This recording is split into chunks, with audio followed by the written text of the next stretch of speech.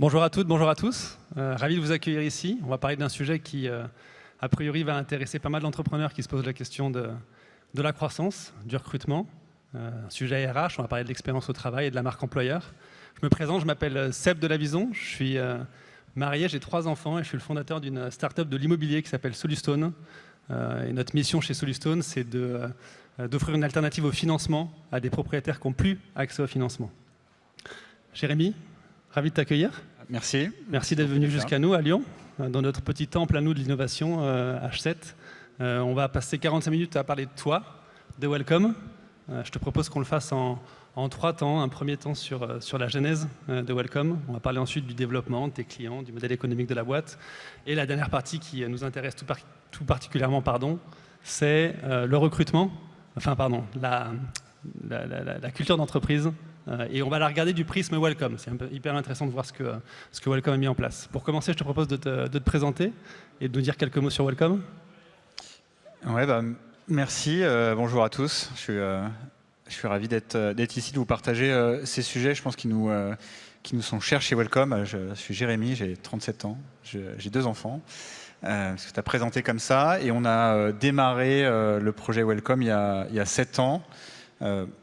Sur un principe assez simple, avec mon meilleur ami Bertrand, on voulait entreprendre ensemble. C'était la première motivation. La seconde, c'était de faire un projet qui nous tenait à cœur et qui nous disait que peut-être que pendant 15-20 ans, on aurait envie de se lever le matin et de s'y intéresser. Et assez vite, en fait, sur ce thème, il y a un sujet qui est arrivé, qui était le travail. Certainement une des plus grosses priorités dans nos vies. Certainement un sujet où on est le plus souvent mécontent. Il y a certainement quelque chose à faire pour repenser cette expérience de travail. Et on est parti de ce postulat.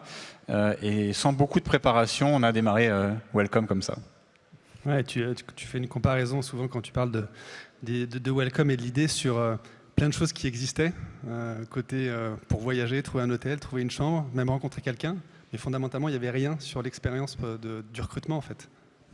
Non, ouais, c'était un peu le paradoxe. D'ailleurs, je pense que ce paradoxe, on le vit encore ensemble, c'est que pour trouver un hôtel, un restaurant à l'autre bout du monde, tu as des trucs super. Pour trouver ta future femme ou ton futur mari, ou parfois quelque chose d'un peu moins solide, tu as tout ce qu'il faut aussi. Et pour trouver un job, tu as peut-être une des expériences les plus anxiogènes qui soit sur Internet.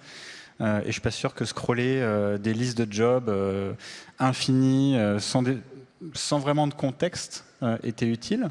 Et donc, première question qu'on s'est posée, si on veut se poser la question de repenser un peu l'expérience de travail, commençons par le commencement. Le commencement, c'est trouver le bon job dans la bonne boîte pour soi.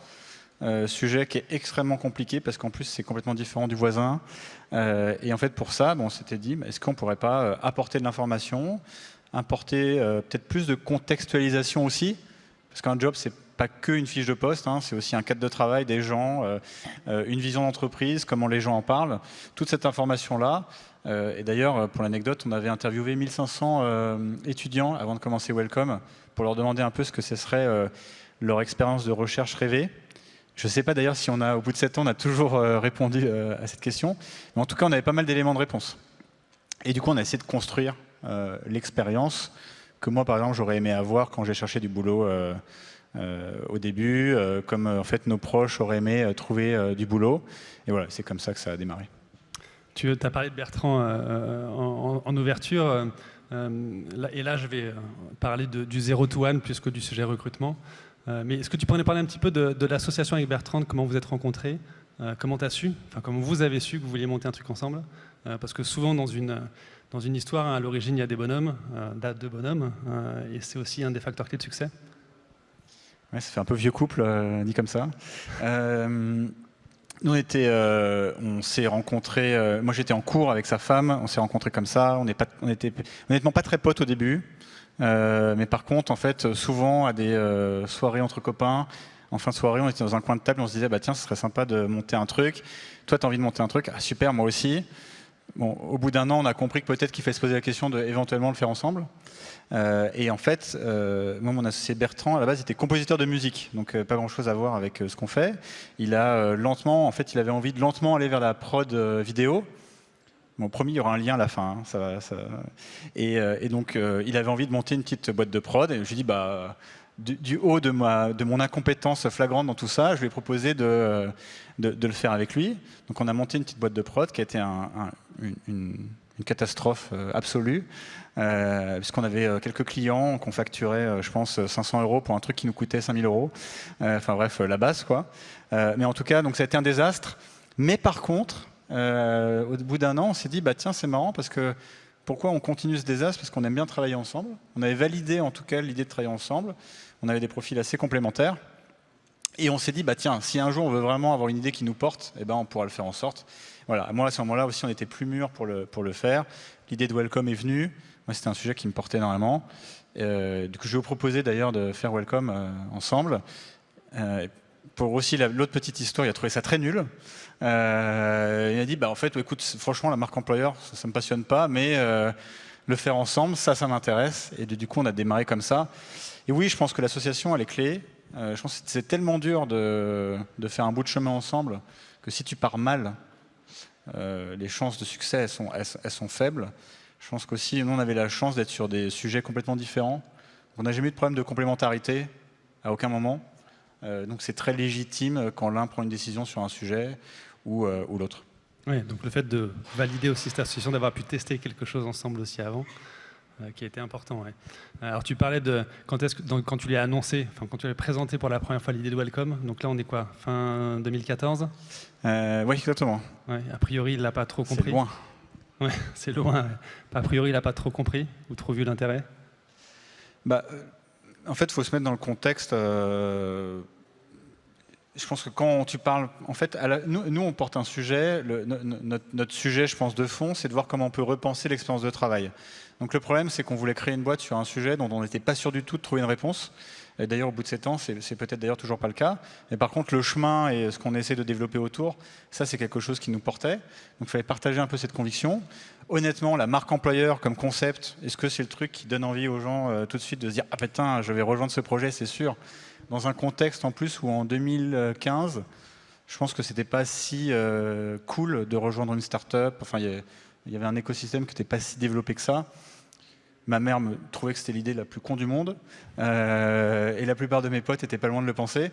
Donc voilà, on baignait pas dans l'optimisme et dans tout ça. Et c'était un concept qui était assez flou, que peu de gens comprenaient. Les premières boîtes à qui on en a parlé nous disaient bon, vous êtes sympa, mais moi ce que je veux c'est recruter des gens. Et d'ailleurs, je m'en fous de savoir ce qu'ils veulent. Je mets mes offres et j'attends. Enfin, on était dans un contexte qui est très différent d'aujourd'hui, où on parle de guerre de talent, on parle de ce genre de choses. C'était pas exactement le concept de départ. Donc on a mis un peu du temps à s'auto-convaincre de ça. Et ensuite à démarrer. On commence par où du coup quand personne n'est convaincu par ce qu'on fait? Surtout qu'en plus de ça, alors je me permets de te citer, mais j'ai entendu ça sur un de tes podcasts, dans la tête d'un CEO. Tu dis, avec Bertrand, nous sommes rentrés par le biais de la naïveté. Et si j'ai bien compris, c'est pas de business plan, pas d'étude de marché. Vous aviez envie de tester un truc et vous l'avez fait? Ouais, ça me paraît vraiment débile a posteriori. Donc du coup, maintenant, je le dis moins parce que. Mais c'est vrai qu'en fait, en tout cas, moi perso, je trouvais que le sujet était suffisamment intéressant pour y consacrer tout mon temps. Et donc je me disais, au pire, j'ai passé 2 ans. Déjà, j'avais eu la chance, rappelons-le, c'est que j'avais eu la chance aussi que ma boîte dans laquelle je travaillais avant me permette d'avoir une rupture conventionnelle. Donc j'avais 2 ans devant moi pour développer ça. Je pense que c'est pas un sujet anecdote. Enfin, c'est pas une anecdote. Et donc ça te permet aussi de te dire, en fait, j'ai consacré du temps. Et ensuite, oui, tout le monde trouvait ça nul, mais vraiment. Et tous mes potes trouvaient ça nul. Ma mère se demandait toujours pourquoi je n'allais pas travailler chez AXA, parce que c'était la boîte de ses rêves.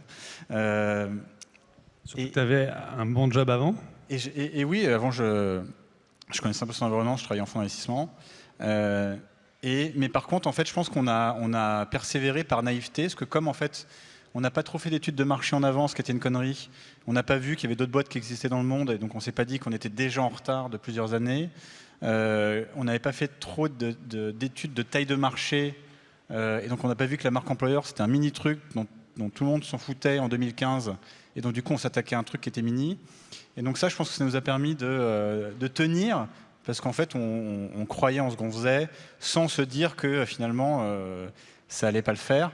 Parce que dans l'histoire de Welcome, nous, on a mis quand même 1 an à avoir notre premier client payant. Pour l'anecdote, ils payaient vraiment pas grand-chose.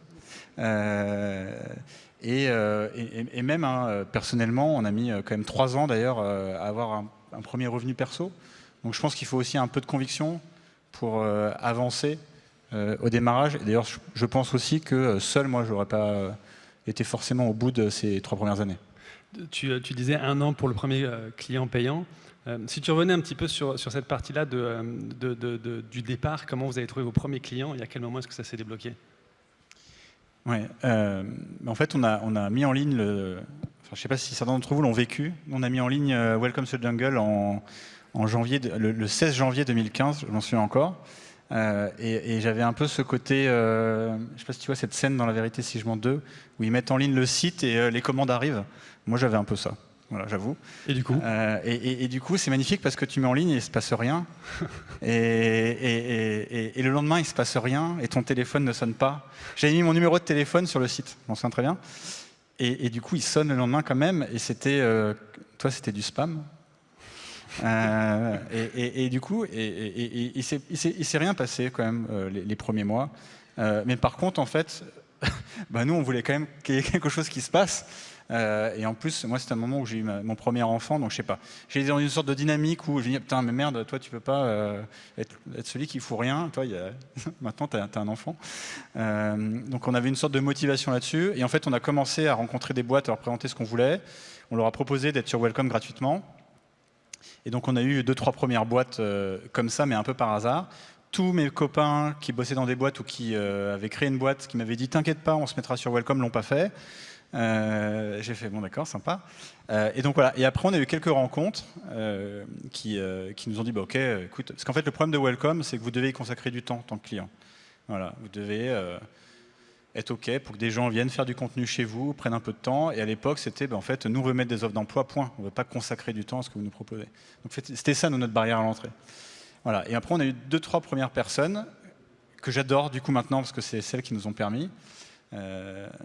Et en fait, on leur a demandé juste un truc, c'est on vous fait tout ça et on vous offre le contenu. Par contre, le seul truc que vous nous faisiez, c'est que vous me mettez en contact avec 3 amis à vous qui ont des boîtes et qui pourraient être intéressés par ça. Donc je sortais toujours de tournage, parce qu'avec Bertrand, c'est tout, hein, tous les tournages, nous-mêmes, et on sortait du truc. Par contre, j'avais toujours 3 mails qui étaient partis. Ouais, a priori, Voilà. 3 beaux mails, mais même il y a eu des belles intros, mais même avant ça, moi, ce que je trouve génial, c'est que tu as fait du porte-à-porte, tu as identifié la rue sur laquelle il fallait être pour trouver les startups, qui étaient ta cible au départ. C'est mon seul acte de bravoure de business, je pense. Et en fait, à Paris, comme plein d'endroits, j'imagine qu'il y a ça dans toutes les grandes villes. À Paris, vous avez la rue du Sentier. D'un point de vue économique, c'est magnifique, hein, parce que toutes les startups lèvent de l'argent et du coup, hop, vont dans cette rue pour dépenser un max, puisque le prix au mètre carré est bien significatif. En tout cas, il y a toutes les startups qui sont dans cette rue-là. Donc ouais, nous, au début, on a fait moi, j'ai fait du porte-à-porte. J'allais à chaque rue, je sonnais.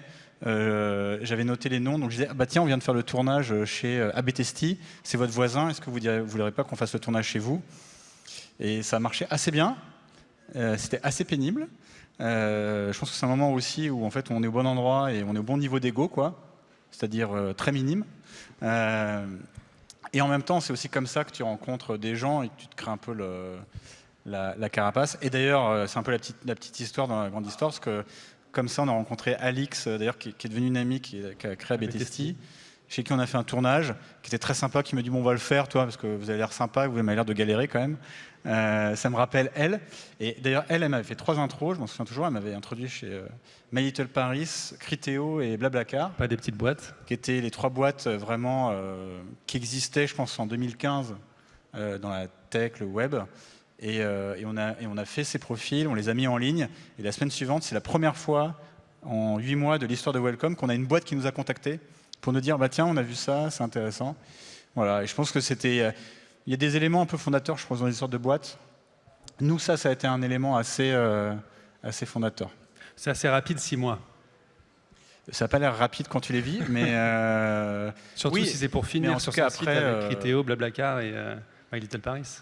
Ouais. Après, si on est honnête, je me souviens chez Criteo, je ne sais pas si Criteo était au courant qu'on faisait le tournage chez Criteo, mais bon, en tout cas, en fait, je pense que parfois, mettre un pied dans la porte, c'est le petit début qui va vous faire du bien aussi. Et je pense que c'est aussi un élément de réassurance. Voilà, c'est aussi à ce moment-là où nous, on a cherché à renforcer l'équipe. On a 2 personnes qui nous ont rejoints, qui sont devenues nos associés sur la partie tech, sur la partie business. D'ailleurs, c'est grâce à eux qu'on a fait aussi tout ça. Mais c'est aussi, les clients, c'est autre chose que du chiffre d'affaires. C'est aussi donner de la conviction à d'autres personnes de vous rejoindre parce que vous avez un démarrage, un début de quelque chose et que la conviction que vous portez sur votre produit, elle commence à être un minima partagée par d'autres parce que vous êtes toujours convaincu. A priori. Et puis en plus, être convaincu de son produit, c'est un peu être convaincu de soi-même. Donc est-ce que c'est très sain? Je ne sais pas. Mais c'est aussi des premiers signes de réassurance. Et oui, c'était l'été 2015 et ça a été un gros shift. Et côté client, vous êtes toujours très, très orienté startup? Non, aujourd'hui, on a, je pense, à peu près 5000 entreprises sur Welcome to the Jungle. On a tout type d'entreprises. C'est vrai qu'en fait, je pense qu'historiquement, on était très connus dans la tech, parce qu'on a la plupart on a une grosse partie d'entreprises tech, entre, on va dire, quelques personnes et 500 personnes. Je pense qu'une majorité sont sur Welcome to the Jungle. Mais aujourd'hui, dans plein d'autres secteurs, tech, ouais, mais je sais pas, luxe, retail, banque, assurance. Parce que finalement, notre vocation, ça a toujours été d'être généraliste. La vocation de Welcome, elle est axée sur le candidat. Et nous, ce qu'on veut, c'est offrir une vision exhaustive du marché de l'emploi. Et je pense que peut-être dans certains cercles dans lesquels on est, on pense que tout le monde veut bosser dans une start-up. C'est absolument faux. D'ailleurs, les chiffres le démontrent que c'est plutôt l'inverse. Et donc nous, on voulait montrer cette réalité. C'était extrêmement important de le faire. Et d'ailleurs, on a eu des premiers clients grands comptes assez vite, dès début 2016. Et qui justement voulaient s'inscrire aussi dans cette démarche.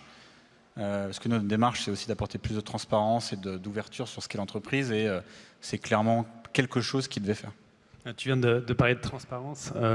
Tu dis souvent qu'il faut être transparent dans sa com de recrutement, voire même clivant. Pourquoi? Je pense que la transparence, c'est pas mal déjà en principe fondateur, donc j'imagine que ça s'applique à plein de choses. Je ne sais pas combien de personnes ici sont responsables du recrutement dans leur entreprise, ou en tout cas s'occupent de ça. J'imagine que vous êtes un certain nombre. Déjà, il y a un point de vue très pratique et pragmatique. Quand vous passez autant de temps à construire votre process de recrutement et que vous rencontrez des gens qui eux aussi ont fait le déplacement et ont fait l'effort d'eux, c'est quand même complètement con de perdre autant de temps si vous n'avez pas été transparent sur la réalité du job en question. Parce que la personne, qu'est-ce qu'elle va faire? Après l'entretien, elle ne va pas continuer. Et le pire du pire, c'est que vous n'avez pas été transparent sur la réalité concrète du job et de l'entreprise. La personne arrive, et 3 mois après, elle s'en va. Et donc là, on sait tous à quel point c'est une perte de temps et d'ailleurs financière colossale. Vous avez des retours de candidats qui vous disent, de temps en temps, ils sont allés chez un client Oui, ça arrive, ouais, bien sûr. Ouais. Bien sûr. Et après, je pense que notre rôle, nous, pour être aussi clair, on ne peut pas être le garant à 100% des entreprises et des annonces qui sont sur Welcome to the Jungle. En ce moment, je crois qu'il y en a 70 000. Donc, ce n'est pas le cas. Mais par contre, en tout cas, si on a des retours, oui, on peut aussi être le relais de cette information-là parce qu'il y a aussi plein d'entreprises qui ont du mal à gérer ce sujet. Mais en tout cas, c'est vrai que c'est quand même dommage de perdre du temps. Enfin, un peu, c'est con, mais c'est comme si vous rencontrez quelqu'un sur Internet, vous allez au rendez-vous. Si la personne en face, elle ressemble pas trop à la photo de profil, il y a une déception, quoi, toi. Et tu vas gentiment. Enfin, je sais même pas si d'ailleurs tu vas t'asseoir à la table. Bah, c'est un peu le même sujet. En tout cas, je trouve ça difficile de construire une relation de confiance qui est censée durer dans le temps sur un postulat de départ qui est pas le bon. Et ensuite, sur le clivage, je pense que globalement, il y a une tendance de fond, et notamment, c'est peut-être le cas de plus grosses structures, à vouloir plaire à tout le monde. Et donc, il y a beaucoup de communication corporate et communication RH qui dit, bah voilà, on fait ça, ça, ça et ça. Parfois, ça vaut peut-être plus le coup de parler de son unicité, quelque chose qui est bien à vous. Et donc, du coup, il y a des gens qui vont s'y retrouver. Peut-être que vous aurez moins de candidats. En tout cas, les candidats que vous aurez, eux, ils penseront que ça, c'est un sujet clé et du coup, ils auront envie de venir. Et d'ailleurs, statistiquement, c'est des gens qui resteront plus longtemps, qui seront plus engagés, plutôt que des gens qui viennent sur une promesse un peu vague, un peu floue, qui pourrait être celle du voisin, et avec qui déjà l'accroche de départ elle va être faible. Ouais, donc être clivant pour faire venir des gens qui nous correspondent, quoi. Ouais, exactement. Et je pense que ça se reflète en fait pas que dans le recrutement, hein, globalement, un peu dans le Qu'est-ce reste que de... tu dis à ton client quand tu as un retour sur une expérience qui a été très mauvaise de quelqu'un qui est arrivé? Tu lui demandes de changer sa photo de profil ou tu lui demandes de partir? Sur un candidat qui nous fait un retour, Ouais. bah, il y a des expériences de candidats qui sont mauvaises, et je pense que le sujet, c'est pas trop la photo de l'entreprise. Je pense que déjà, il y a pas mal de cas particuliers. Donc, en plus, le problème aussi fondamental d'une entreprise, c'est que parfois, vous pouvez créer un cadre global qui est extrêmement positif, mais la raison principale des gens qui quittent leur boîte, c'est leur relation avec leur manager. Donc déjà, il y a un cadre global à créer, puis après, il y a des sujets individuels. Donc parfois, c'est aussi assez dur de comprendre la racine du problème. Après, nous, ça nous est déjà arrivé plusieurs fois de partager ce genre de feedback. Nous, on est là pour apporter cette information-là, pour faire en sorte qu'elle soit le mieux traitée possible, on l'espère. Après, je ne sais pas si on doit être jugé parti non plus, parce qu'il y a plein d'éléments qui qu'on n'a pas forcément, auxquels on n'a pas accès, et auxquels on n'est pas d'ailleurs... on n'est pas non plus inspecteur du travail. Donc, on essaye de voir aussi à peu près quelle est notre position. Ce qui n'est pas évident. Ouais, tu viens de dire sujet parti. Je sais qu'il y a eu un sujet de l'autre côté, savoir si on acceptait tout le monde sur la plateforme ou s'il fallait faire des choix. Tu peux nous en dire un peu plus? Ouais, je pense on est vraiment. C'est un sujet sur lequel on n'est pas du tout d'accord chez Welcome. Donc, je vous en partage sans avoir de réponse, parce qu'il y a plusieurs lignes du parti, comme on dit. La question, oui, c'était est-ce qu'on doit avoir tout type d'entreprise chez Welcome? Est-ce qu'il y a des critères qui font qu'on a certaines entreprises plutôt que d'autres? Non, mais typiquement, on s'était posé à un moment la question de est-ce qu'on a envie d'avoir des boîtes dans, je sais pas moi, l'armement, des boîtes dans l'industrie du tabac, etc. Et du coup, il y avait des partisans, des détracteurs à ça. Moi, personnellement, au début, j'étais plutôt détracteur. D'ailleurs, je disais que non, en fait, on doit avoir une vision sur ça. Et à la fin, en fait, on a retenu une autre démarche, c'est-à-dire est-ce que en fait ce choix, est-ce que ce choix, il doit être fait à notre niveau ou au niveau du candidat, toi? Est-ce qu'il y a des candidats qui sont très à l'aise de bosser dans cette industrie-là? Mais est-ce que c'est nous qui devons les priver de cette visibilité? Est-ce que c'est à nous de le faire? Donc nous, on a fait le choix que non, c'était pas notre rôle, mais que c'était après aux candidats de pouvoir avoir le choix et de choisir et de leur laisser cette faculté. Parce qu'en fait, on voit en fait, on a tous des critères qui fait qu'il y a certaines industries dans lesquelles on ne bosserait pas. Et en fait, ces critères, ils sont assez personnels, quoi. Et on vous l'a reproché ça ou pas? Non, peut-être que vous allez me faire le reproche maintenant, hein, mais j'espère que non. Non, on nous l'a jamais reproché. Je pense qu'il y a pas mal de questions aujourd'hui qui sont sur... pareil, si on est transparent, quel tiers de confiance en fait est welcome dans le process de recrutement? Et ça, c'est un sujet qui est complexe. Il y a pas mal de gens, par exemple, qui nous ont souvent dit qu'ils aimeraient qu'on crée un label qui nous permet de poser plus de questions, de rentrer plus en profondeur, d'aller un peu plus loin, pour aussi démontrer la véracité de certaines informations et autres. Ça, c'est un sujet qui est intéressant. Il y a aussi plein de choses qu'on aimerait mettre en place progressivement. Je pense que vous avez peut-être, en tout cas c'est mon cas, vous avez peut-être tous postulé au moins une fois dans votre vie à un job. Il y a des sujets de fond qui reviennent dans la qualité de ce process. Est-ce que les gens vous répondent? Truc tout bête, hein. En France, 60% des candidatures n'ont pas de réponse. 60%? Voilà. Donc si ça vous arrive, dites-vous que la moyenne est pas terrible. Donc c'est vraiment un cas général. Nous, par exemple, on s'était posé la question, est-ce qu'il n'y a pas une démarche avec les entreprises pour qu'on rende visible le taux de réponse des boîtes? C'est une incentive à le faire mieux, et comme ça c'est un élément un peu motivant qui marche des deux côtés, etc. Ce genre de choses, je pense que c'est des éléments intéressants. Le truc, c'est que ça prend pas mal de temps à le faire accepter. Si on revient en arrière, en 2015, 99% des boîtes qu'on rencontrait nous disaient qu'elles ne feront jamais de photos de leurs équipes et d'interviews de leurs collaborateurs. Voilà, donc il y a du chemin qui a été parcouru. Encore aujourd'hui, il y a des boîtes qui ne veulent pas que leurs collaborateurs soient interviewés pour parler de leur boîte.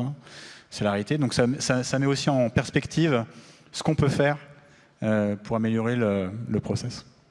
Pour revenir un peu sur notre sujet 0 to 1 aussi, j'aurais bien dit que tu nous parles un petit peu du processus de levée. Ce qui est d'autant plus intéressant avec toi d'en parler, c'est que tu as été un ancien capital risqueur. Donc tu as été quelqu'un qui a investi dans des sociétés. Il y a un moment donné où il a fallu que toi, tu te poses la question du financement de ta croissance.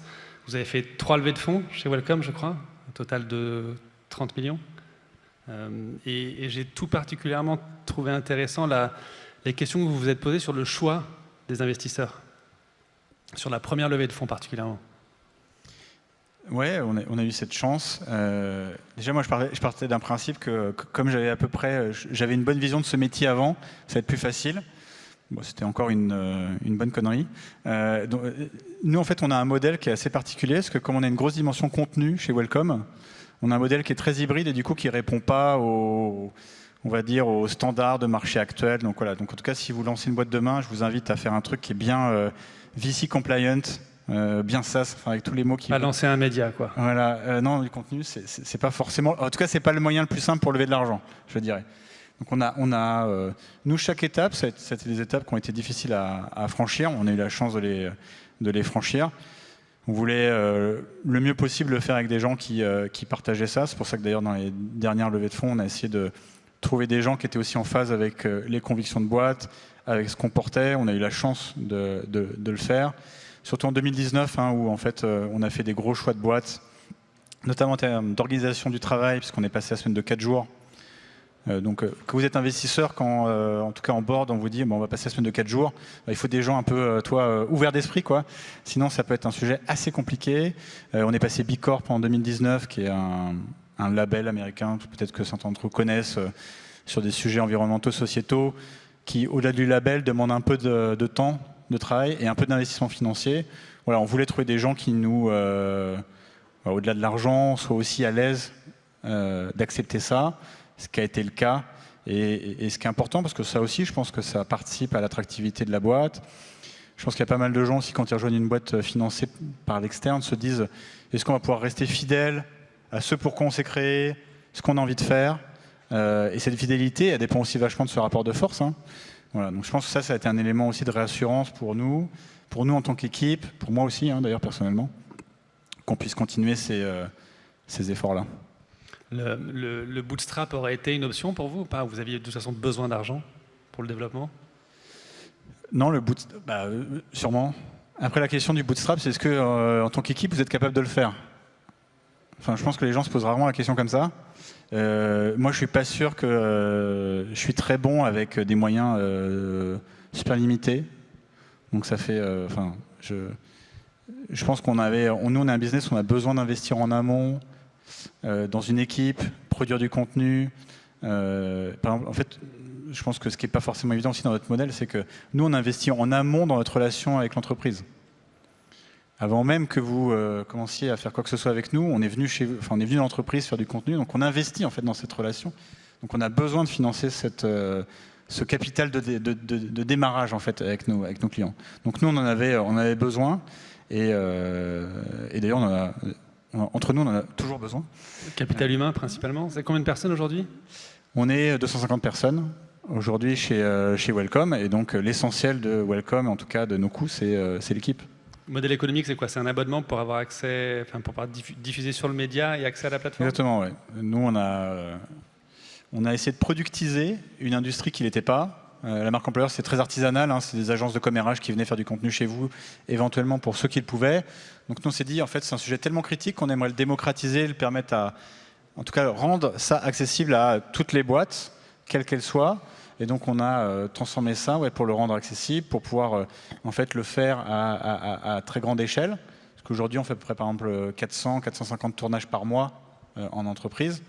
Et du coup, c'est un abonnement annuel, tout est compris, avec plusieurs niveaux évidemment, en fonction de vos besoins. Mais voilà, et on a, je pense que la chance aussi qu'on a eue, c'est qu'à une époque où c'était pas forcément si évident que maintenant, on a introduit un modèle SaaS dans une industrie qui était plutôt en mode, une industrie d'audience, ou une industrie un peu à la perf, qui était aussi quelque chose, aussi nos clients ne comprenaient pas trop au début, mais finalement qui a été un choix, un très bon choix, quoi. Ouais. Et sur le fait d'être un média, est-ce que ça complexifie aussi le développement à l'international, le fait d'aller ouvrir d'autres pays? Oui, bien sûr. Après, ça dépend aussi de votre business. Mais nous, en fait, on est parti aussi du démarrage qu'on aurait beaucoup de difficultés sur ça, mais qu'on pouvait y répondre. Mais parce que en fait, le travail, c'est très culturel. Je je pense que vous postulez pas à un job, vous bossez pas de la même manière quand vous êtes en France, que vous êtes en Espagne, en République tchèque, là où on est, aux États-Unis, là où on commence à être. Parce que le contrat de travail, c'est pas le même, parce que la relation, c'est pas la même, etc. Donc on savait dès le début qu'on aurait pas mal d'ajustements à faire et que le média, ça serait aussi, toi, comment dire, en fait, pas le bras armé, mais en tout cas, ça nous permettrait aussi de comprendre ça. C'est d'ailleurs un enjeu culturel, du coup, sur... Ouais, qui est très différent. Par exemple, nous, on a eu une courte expérience en Espagne. On a voulu ouvrir l'Espagne en fin 2019. On a fermé 6 mois après, parce que le Covid est arrivé, qu'on ne pouvait plus opérer. En fait, on s'est aperçu au bout d'un mois qu'en Espagne, sans tomber dans les clichés, mais travailler dans une start-up, c'est un peu la loose. C'est complètement en décalage d'ailleurs de sentiments qu'on peut avoir en France, pour plein de raisons culturelles. Aux US, on voit aujourd'hui que la manière dont les gens conçoivent un job dans une boîte, c'est complètement différent de chez nous. D'ailleurs, il y a des trucs qui doivent être mis en avant qui sont complètement différents. Bon, c'est très bateau de dire ça. Et voilà. Et en tout cas, nous, notre contenu, c'est aussi un moyen pour nous de s'assurer qu'on est un peu en phase avec les attentes de nos clients qui ne payent pas, mais ça reste un peu nos clients qui sont les candidats, quoi. Et s'assurer qu'on n'est pas complètement à côté de la plaque. Je pense qu'on est dans un sujet où c'est difficile de tout calquer à l'infini. Ouais. Et République tchèque, ça marche bien? Ça va, a priori? Et République tchèque, oui, après ça n'a rien à voir avec nous. Après, je pense que c'est aussi des tailles de pays, de marché complètement différents. Ce qui est intéressant quand même à voir, c'est que, en tout cas, ça va peut-être à contrario de ce que je viens de dire, mais il y a plein de différences, mais il y a aussi une tendance de fond qu'on retrouve. Pareil, sans tomber dans le cliché, quel que soit le pays, en tout cas sur des professions qualifiées, parce que je pense qu'on a l'humilité de penser que Welcome, on ne couvre pas tout type de job et tout type de profession. Mais en tout cas, sur les professions qualifiées, très qualifiées, il y a une tendance de fond sur des gens qui sont prêts, en tout cas, à quitter leur job pour réfléchir à ce qu'ils aimeraient faire ensuite. Il y a une tendance de fond sur la recherche de sens, trouver de l'intérêt à la fois dans mon job et au niveau de l'entreprise. Ce qui était moins le cas avant, parce qu'avant, il y avait un sujet de sens autour du job, des sujets très, très liés à la rémunération, à la localisation. Maintenant, il y a le sujet de sens au niveau du job, il y a le sujet du sens au niveau de l'entreprise. Et donc ce double niveau, il fait que oui, beaucoup de gens maintenant se posent des questions. Et d'ailleurs, c'est un sujet aujourd'hui qu'on lit tout le temps, en tout cas notamment depuis le Covid. Bon, tu parles de sens, je propose qu'on passe sur la dernière partie, le côté culture entreprise et surtout chez Welcome. Dans les différentes choses que j'ai pu entendre de toi, j'ai bien aimé de ton expérience de capital risqueur, tu disais que quand tu regardais une boîte, tu ne regardais pas tant ce qu'elle faisait, mais ce qu'elle était. Et du coup, j'aimerais bien que tu me dises qui est Welcome. Oui. Je sais pas. C'est bien ça le problème d'ailleurs parfois. Non, moi c'est vrai que ce qui me fascinait quand je découvrais des boîtes, moi avant c'est vrai que j'avais la chance d'avoir un super métier, je rencontrais plein d'entrepreneurs hyper motivés, hyper passionnants qui me racontaient ce qu'ils faisaient. C'était souvent des meetings où j'essayais au maximum de faire semblant de comprendre tout ce qu'ils disaient. Et je ressortais toujours en disant ah ouais, ce serait super. Mais fondamentalement, ce que je trouvais plus intéressant, c'était le type de boîte derrière qu'ils voulaient construire. Et c'est vrai qu'on y passe un peu de temps, mais c'est... je ne sais pas ce que votre ressenti, mais la plupart des boîtes que je connais, leur raison de succès et d'échec, il est souvent lié à l'interne. C'est la qualité de la relation des gens qui démarrent, c'est la qualité des gens qui les rejoignent, c'est la culture qu'on peut créer ensemble qui te donne envie de bosser ensemble, quoi. Et j'ai rarement vu, en tout cas, des réussites de boîte ou des échecs de boîte où ce sujet il était moins important que d'autres. Je me trompe peut-être. Et en tout cas, les dirigeants les plus inspirants, les plus successful que j'ai eu la chance de rencontrer et passer énormément de temps sur ça, avec des points de vue parfois radicalement différents. D'ailleurs, c'est ce qui me dit qu'en fait, il n'y a vraiment pas de recette magique. Il y a vraiment des boîtes que je rencontrais, je me disais, mais attends, comment ça marche avec cette culture-là? Ça marchait. En tout cas, quand on a lancé Welcome, avec Bertrand, on s'est dit qu'on veut consacrer autant de temps à l'interne et à faire de Welcome un laboratoire RH que le produit en lui-même. Et ça, c'était une conviction qu'on avait qui était assez forte. Je pense qu'elle a été partagée aussi avec d'autres personnes qui nous ont rejoints. Voilà, c'est pour ça qu'on a mis beaucoup d'énergie à développer pas mal de choses. Voilà, quand on a créé Welcome au début, par exemple, aujourd'hui ça paraît con, mais on a mis en place une politique de remote full-time pour les personnes qui nous ont rejoints. Aujourd'hui, tout le monde le fait, mais c'était des questions qu'on s'est posées je pense, qui nous ont aidés dans Welcome. C'était en lien avec certains sujets d'autonomie et de demande de résultats basés sur l'outcome plutôt que le temps, je pense, qui sont sains. C'était la semaine de 4 jours, qui est le résultat de pas mal de réflexions qu'on a mis en place là, il y a bientôt 3 ans. Ce sujet de Bicorp, etc. L'actionnariat salarié. Ouais, l'actionnariat salarié, ça c'était aussi une conviction, mais ça pour la peine que moi j'avais avant. Je trouvais que les meilleures boîtes aussi, c'est celles qui avaient la meilleure stratégie de partage de richesse. Donc on a mis en place l'actionnariat salarié à 100% dès le début. Mais ça, je pense que maintenant, pas mal de gens le font, j'espère. Donc en tout cas, tout ça, ouais, c'était des éléments pour nous qui étaient clés. Et parce que en tout cas, moi, j'ai le sentiment que on rejoint une boîte pour ce qu'elle produit, mais aussi pour ce qu'elle défend et ce qu'on a envie de défendre avec elle. Et c'est vrai qu'on a passé beaucoup de temps. Peut-être que certains pensent trop sur ça, mais en tout cas, nous, notre sentiment, c'est que c'est ça aussi qui nous donne envie, quoi. Ouais. Aujourd'hui, en tout cas, moi, j'essaye de faire plus de chiffre d'affaires l'année prochaine. Pas pour en faire plus, mais pour rendre pérenne ce que j'ai construit en tant que modèle là. C'est plus, je trouve, motivant qu'un incrément d'ARR ou je ne sais pas quoi. Ouais, et puis il y a une des phrases que je m'étais notée, que j'ai entendue, c'est je veux créer une entreprise dans laquelle on peut se projeter 15 à 20 ans, dans un monde où on a tendance à vouloir beaucoup bouger. Donc on voit la place de l'humain et dans les différents points que tu citais un peu plus tôt sur lesquels vous avez pu être pionnier. Tu parlais de la semaine de 4 jours, il y a un autre truc que je trouve assez génial, je ne sais pas si vous le faites encore, mais c'est que tu payes 2 000 € quelqu'un qui ne finit pas sa période d'essai. C'est ça? Ouais. Si quelqu'un s'en va pendant sa période d'essai, tu lui payes 2 000 €. Qu'est-ce qui a motivé cette décision? On parlait avec, je ne sais plus avec qui, enfin en tout cas, on avait cette discussion sur le modèle d'incentive en fait de rester dans une boîte et sur la période d'essai. Et en fait, je ne sais plus, j'avais lu une stat sur du coup je ne vais pas vous dire de conneries, mais sur le pourcentage en fait de périodes d'essai qui s'annulent avant la fin, mais qui sont de la responsabilité de l'une ou l'autre partie. Bon, c'est souvent quand même côté entreprise, quoi. Et du coup, je me suis dit, mais attends, c'est quand même bizarre.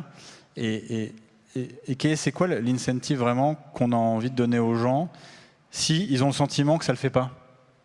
Parce que si ça ne le fait pas, est-ce que ça vaut le coup de s'acharner ou pas? Enfin, soyons honnêtes sur cette réalité-là, perdons pas de temps et faisons en sorte que déjà, cette place-là, c'est un job que peut-être d'autres personnes pourraient apprécier et toi, enfin, on pourrait peut-être trouver un meilleur fit.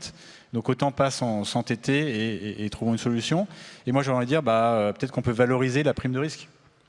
Toi, le risque de quelqu'un de se dire, non, en fait, écoutez, ça m'intéresse pas. Et donc du coup, je fais ces démarches-là. C'est courageux de le faire, hein, plutôt que d'attendre et de faire un truc et puis de valider quelque chose et puis qu'à la fin, ça soit un peu merdique. Je pense qu'il y a pas mal de choses comme ça qu'on peut améliorer. Est-ce qu'il n'y a pas un côté aussi, s'il est prêt à partir ou elle est prête à partir pour 2 000 €, c'est qu'elle n'avait pas sa place chez nous? Je serais peut-être pas si catégorique, parce que je pense que la valeur de cet argent elle dépend vachement de la situation personnelle de chacun, donc ça peut être à la fois beaucoup et peu, en fonction des gens. Donc, je sais pas. En tout cas, c'est juste la symbolique, en fait, c'est la démarche. Je pense. Moi, je trouve que c'est valorisant en entreprise des gens qui ont le courage de venir et de dire, écoutez, en ce moment, ça le fait pas, je m'y retrouve moins, et donc du coup, je voudrais qu'on trouve une solution. Enfin, moi, je trouve ça rare, je trouve ça difficile, et donc du coup, je trouve ça valorisable. Il y a toute une réflexion, toutes les questions que vous vous posez. Alors déjà, est-ce que c'est en général, ça vient du management, ou est-ce que c'est des équipes qui font remonter des envies de passer la semaine de 4 heures, des envies d'avoir ces primes de 2 000 €, des envies de... Bon, la semaine de 4 heures, on n'y est pas encore, mais... Pardon, 4 jours. Quoi qu'il y a un concept quand même sur la semaine de 4 heures, non? Ouais, il y avait la semaine de 5 heures, je crois. Pour une boîte, c'est pas très bon. Ouais. Après, je serais méfiant sur les titres américains, tu sais, de trucs comme ça, où ils le font pas tout le temps.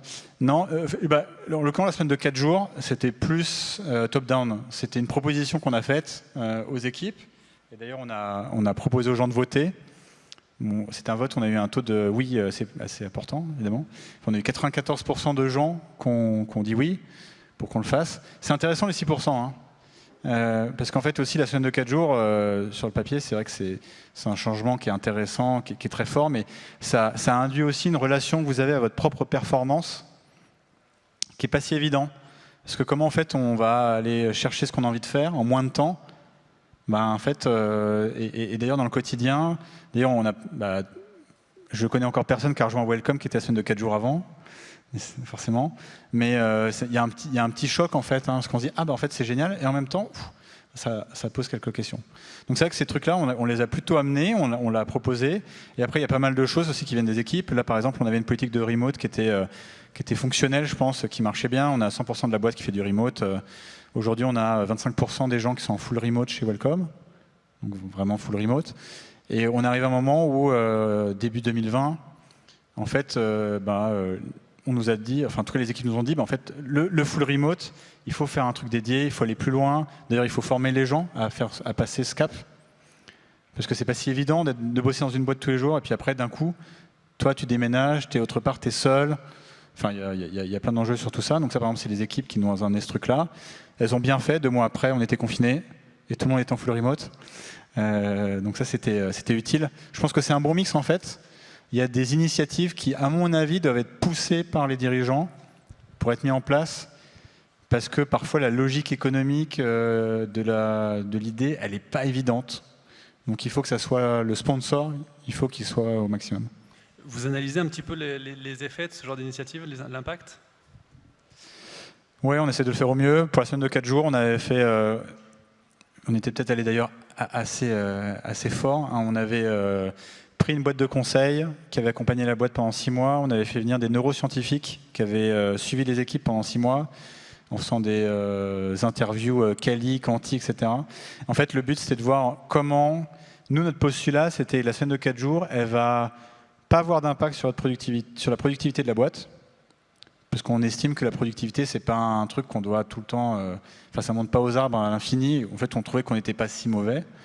Donc, productivité égale, mais par contre, que ça apporte un meilleur équilibre aux équipes. Et donc, on a mesuré tout ça. Et donc, on a mis en place la semaine de 4 jours, je me souviens, en juin 2019. Fin juin, premier mois, on a perdu 20% de productivité de tout. De productivité à tout. On a perdu 20% de chiffre d'affaires sur le mois. Bon, c'était catastrophique, quoi. Et donc, c'est le moment où, d'ailleurs, il faut tenir bon, quoi. Parce que tout merde. Voilà. Et d'ailleurs, c'est marrant, quand vous travaillez moins, eh ben, tous les trucs que vous avez mis sous le tapis, ils ressortent d'un coup. Voilà. Bon, les 6 mois, c'était l'horreur. Et petit à petit, on a travaillé pour faire en sorte que ça marchait mieux. Et en fait, à la fin, on a retrouvé le niveau, on va dire, de productivité qu'on avait initialement, qui est difficile à quantifier, mais je pense qu'on avait pas mal d'indicateurs pour ça. Et ce qui était intéressant, je prends juste une minute, hein, parce que je trouve que la logique, elle est intéressante, c'est qu'on voyait un vrai impact sur l'équilibre des gens, parce que, en fait, pour le chemin court, en fait, hein, qu'on a vu, c'est que la semaine de 4 jours, ça vous apporte une meilleure maîtrise de votre temps. Vous avez le sentiment que vous maîtrisez mieux votre temps, que vous avez plus le contrôle, ce qui est rarement le cas. Et quand vous avez plus le contrôle sur votre temps, eh ben, ça améliore significativement l'estime que vous avez de vous-même. Et cette estime, en fait, elle a un impact sur votre travail, elle a un impact dans votre vie perso, elle a un impact sur votre équilibre. Et ça, c'était quantifié, hein, ça se voyait dans les études qu'on fait et aussi dans les suivis des équipes qu'on avait. Voilà. Et ça, c'était un argument qui nous a dit, en fait, on va garder la semaine de 4 jours. On a présenté d'ailleurs ça à notre board. C'était aussi la condition de le valider. Et on l'a maintenu. Et voilà. Et d'ailleurs, je pense que ce serait intéressant qu'on fasse régulièrement l'analyse pour voir si ça se maintient. Bon, on se rapproche beaucoup trop vite de la fin, parce que je crois que je t'ai posé à peine le tiers du quart des questions que je m'étais noté de te poser. Tu as mentionné B Corp tout à l'heure, qui est un sujet qui me parle pas mal. Et j'aimerais bien du coup que tu nous expliques un petit peu d'où est venue cette envie d'aller dans cette démarche-là. B Corp, c'est une certification pour toutes les sociétés engagées d'un point de vue sociétal et environnemental. Qu'est-ce qui vous a donné envie de le faire? Et que tu nous parles un peu de ce process. B Corp, c'est un label qu'on regardait pas mal. Il y a pas mal de gens chez Welcome qui étaient intéressés par ce label. En plus, du coup, je pense que chez Welcome, il y a beaucoup de gens qui sont intéressés par cette cause, surtout sur la partie écologique. Je pense que la marque préférée d'une partie de l'équipe, c'est la Patagonia. Et donc, bref, ça collait bien déjà à l'esprit de Welcome. Et après, il y a 2 sujets qui nous intéressaient. C'était comment vous vous assurez que vos convictions, elles vivent dans le temps, même si vous n'êtes plus là. C'est quand même une bonne question, surtout pour des boîtes financées en externe. Et donc nous, la réflexion consiste, c'est en fait, on va aller chercher ce label. Ce label, il va justifier un niveau d'exigence qu'on va se porter à nous-mêmes. Et du coup, on va avoir envie de le garder. Et si demain, c'est plus nous, eh ben, les gens qui... parce qu'il faut aussi se projeter parfois. Peut-être que demain, d'ailleurs, ce sera peut-être pas moi. Mais en tout cas, j'ai envie que nos successeurs, enfin ceux qui s'occuperont de Welcome à terme, ils aient le même niveau d'exigence et qu'ils aient envie de garder ce label. Donc déjà, je trouve que c'est une garantie, c'est une pérennité dans ce qu'on veut faire. Et après, on n'était pas bon sur certains trucs. Et donc, du coup, c'est con, mais le label, il y a un côté hyper pragmatique et chiant. C'est que vous avez des points à gagner, vous faites chaque truc. Et donc, en fait... Tu es obligé de t'améliorer si tu veux avoir... Tu t'améliores à chaque truc, hein, et c'est con, mais en fait, il y a du boulot. Et après, il y a des trucs un peu fondateurs que je trouve importants. Bicorp, par exemple, demande à ce que dans vos statuts d'entreprise, dans l'objet social, ça soit indiqué que votre performance économique est au même niveau d'importance que votre impact social. Ça peut paraître bullshit, mais de le mettre, de l'inscrire, de faire voter nager avec vos actionnaires sur ça, c'est le début de quelque chose. Ils ont été contents, les actionnaires? Oui, ils ont été très contents. Ils le sont d'autant plus que ça marche à côté. Voilà, c'est aussi un tout. Hein. Je pense que performance économique, c'est pas forcément à contrario de l'exigence de ce qu'on se met en tant que boîte. Mais en tout cas, c'est un acte qui est assez intéressant. Et puis surtout, ce qui est intéressant, c'est que demain, vous allez voir des investisseurs. Ça fait partie en fait de votre package. Et donc c'est d'autant plus facile de démontrer ça et de vendre l'ensemble. Et je pense que dans le contexte dans lequel on vit, ça a du sens. Bon, écoute, on a fini le timing. Je vais juste me permettre de te poser une dernière petite question sur ce qu'est pour toi l'entreprise idéale. Je pense que c'est un peu le problème, c'est qu'il y en a une... Moi, ce que je retiens de Welcome, c'est que vous pouvez construire la meilleure culture, enfin vous pouvez mettre autant d'énergie que vous voulez là-dessus, ça ne sera jamais parfait et il y aura toujours des personnes qui ne se retrouveront pas là-dedans. Donc, je pense qu'il ne faut pas forcément chercher ce sens-là. Moi, en tout cas, l'entreprise idéale pour moi, c'est toujours d'avoir trouvé des gens qui nous ont rejoints et qui me font grandir. En fait, c'est une réponse super égoïste. Moi, l'entreprise idéale pour moi, c'est de bosser avec des gens qui me font grandir et que je trouve intéressant et passionnant. Et d'ailleurs, c'est ce que je recherche. Et d'ailleurs, pour moi, c'est mon moteur de recrutement, qui est un moteur super égoïste, mais en tout cas qui a marché, c'est d'aller chercher des gens qui te créent du challenge, peut-être qui te mettent dans une petite situation d'inconfort, mais cet inconfort, il est d'une certaine manière super agréable. Je ne sais pas du tout si j'ai répondu à la question. Si c'est la réponse que tu veux donner, tu as répondu à la question. Ouais, je vais y réfléchir, mais... Pour la prochaine fois. Ouais. Bon, merci beaucoup Jérémy. Merci pour ton feedback. Merci à vous. Tous.